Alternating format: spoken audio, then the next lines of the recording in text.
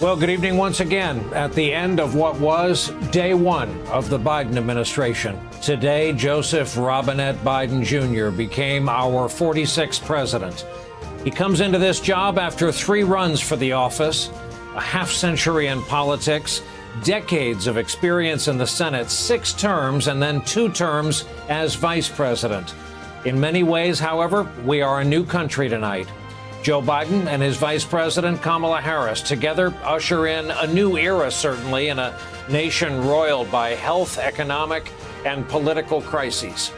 Already scaled down because of our uncontrolled pandemic, the inauguration itself became even more tightly controlled because of the violent looting and desecration of our Capitol 2 weeks ago. With Washington now on lockdown, there were no crowds, just the overwhelming presence of intense security, a lot of it military. Still, there were the familiar signs of the peaceful transfer of power. 3 of our former presidents, Clinton, Bush 43, and Obama, all in attendance. No Donald Trump, he left town early, but Mike Pence was there as Joe Biden and Kamala Harris took their oaths of office. Please raise your right hand and repeat after me. And repeat after me. I, Kamala Davy Harris, do solemnly swear. I, Kamala Davy Harris, do solemnly swear. I, Joseph Robinette Biden Jr., do solemnly swear. That I will faithfully execute. That I will faithfully execute. That I will support and defend the Constitution. Office of President of the United States. I take this obligation freely. Will, to the best of my ability. Will well and faithfully discharge. Preserve, protect, and defend. The duties of the office upon which I am about to enter. The Constitution of the United States. So help me God. So help me God. Congratulations, Mr. President.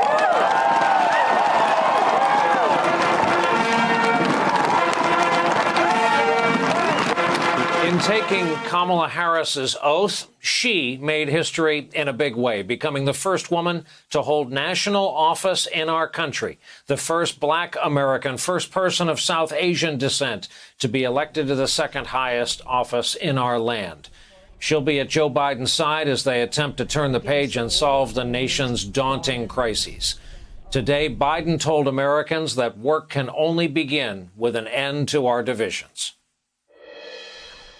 On this hallowed ground where just a few days ago, violence sought to shake the Capitol's very foundation, we come together as one nation, under God, indivisible, to carry out the peaceful transfer of power. My whole soul is in this, bringing America together, uniting our people, uniting our nation.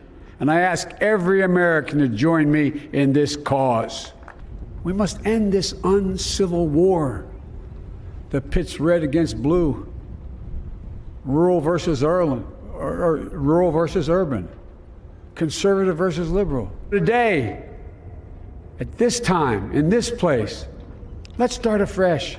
Politics doesn't have to be a raging fire, destroying everything in its path. The new administration got started almost immediately. President Biden and his whole family walking the final portion of the limited parade route to the White House, where he started to undo Donald Trump's legacy.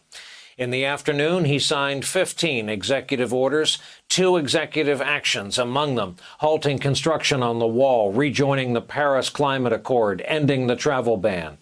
He also mandated mask wearing on federal property, all while wearing a mask himself, something we have not seen behind the Resolute desk in the Oval Office.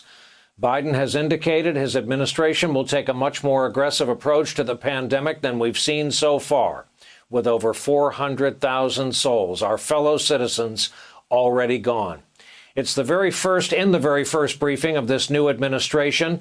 The new press secretary, Jen Psaki, noted the president plans to take a hands-on approach to getting Congress to pass his $1.9 trillion COVID relief proposal. I expect he will be picking up the phone in the coming days and having more of those conversations. He will be quite involved. There is the issue that he wakes up every day focused on is getting the pandemic under control. The issue he goes to bed every night focused on is getting the pandemic under control. Meanwhile, the new president has his first new Senate confirmation. Avril Haines is the new director of national intelligence, and not a moment too soon, confirmed tonight by the Senate.